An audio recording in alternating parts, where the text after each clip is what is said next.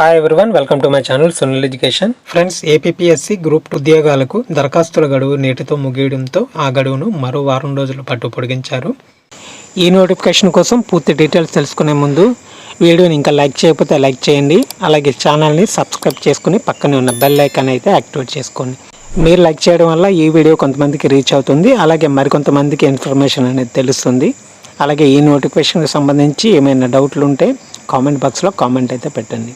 ఏపీలో గ్రూప్ 2 ఉద్యోగాల భర్తీకి దరఖాస్తుల గడువు పొడిగించారు. అభ్యర్థుల నుంచి వచ్చిన విజ్ఞప్తులను పరిగణలోకి తీసుకుని దరఖాస్తుల గడువును వారం రోజుల పాటు పొడిగించినట్లు ఏపీఎస్సీ ఒక ప్రకటనలో వెల్లడించింది.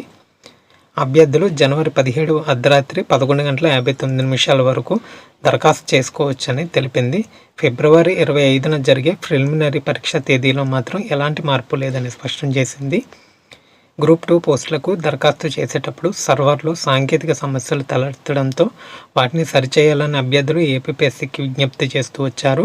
ఈ నేపథ్యంలో దరఖాస్తుల గడువును మరో వారం రోజుల పాటు పొడిగించింది. రాష్ట్రంలో మొత్తం 897 పోస్టుల భర్తీకి గ్రూప్ 2 నోటిఫికేషన్ గత ఏడాది డిసెంబర్లో విడుదల చేసిన విషయం తెలిసిందే.